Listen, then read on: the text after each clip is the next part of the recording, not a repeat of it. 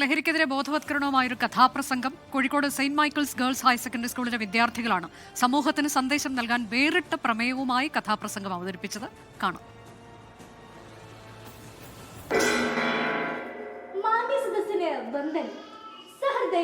കലാസ്നേഹികളെ, ഞാൻ അവതരിപ്പിക്കുന്നു സാഹിത്യ ലഹരി.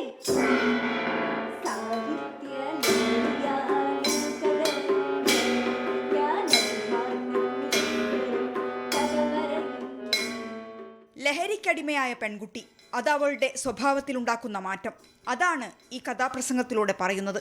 അലമാരിൽ നിന്ന് പൈസ എടുത്ത് തിരിഞ്ഞതും അമ്മ അവളെ പിടികൂടി. ഒരു ഭ്രാന്തിയെ പോലെ അവൾ അലറി. അമ്മ പൊട്ടിക്കരഞ്ഞു. നിലവിളി കേട്ട് അച്ഛനകത്തേക്ക് ഓടി വന്നു.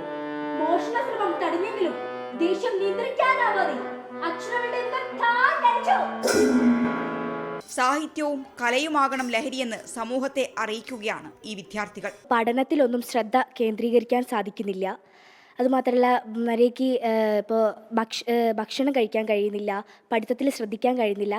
അങ്ങനെ ഒട്ടേറെ നമുക്ക് കുറേ ദുശീലമായിട്ടുള്ള കാര്യങ്ങൾ ലഹരി കൂടെ വരുന്നുണ്ട്. അപ്പോൾ അതിനെ സംബന്ധിച്ചുള്ളൊരു ചെറിയ ബോധവൽക്കരണം എന്ന രീതിയിൽ കൂടെ നമുക്ക് കഥാപ്രസംഗത്തിലൂടെ ചെയ്യാൻ കഴിയുന്നുണ്ട്. ഇത് കേൾക്കുന്ന ഏതെങ്കിലും ഒരു കുട്ടിക്കെങ്കിലും ലഹരി ഉപയോഗം നിർത്താൻ തോന്നുന്നുണ്ടെങ്കിൽ അത് ഞങ്ങളെ കഥാപ്രസംഗത്തിൻ്റെ ഒരു വലിയ വിജയമായിട്ട് ഞാൻ കരുതുന്നു. Saint Michael's girls higher secondary സ്കൂളിലെ 8-9 ക്ലാസ് വിദ്യാർത്ഥികളാണിവർ.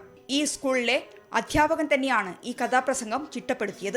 ഈ കോഴിക്കോടിൻ്റെ സാഹിത്യ പുരസ്കാരം ലഭിച്ച ഈ കോഴിക്കോടിൻ്റെ സാഹിത്യ ലഹരിയാണ് കുട്ടികൾക്ക് വേണ്ടത്. കലയാവണം ലഹരി, സാഹിത്യമാവണം ലഹരി.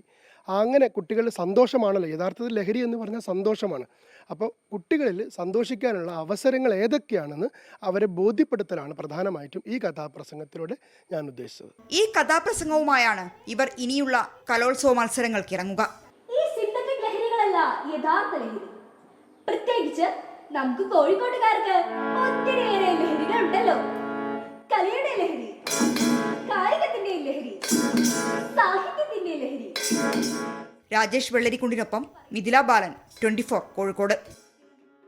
ലോകത്തെവിടെയായാലും ഏത് സമയത്തും 24 വാർത്തകളും ഓഗ്മെന്റഡ് റിയാലിറ്റി പാക്കേജുകളും എക്സ്പ്ലെയിനറുകളും വിശദമായി കാണാൻ ഞങ്ങളുടെ യൂട്യൂബ് ചാനൽ നിങ്ങൾക്ക് സബ്സ്ക്രൈബ് ചെയ്യാം.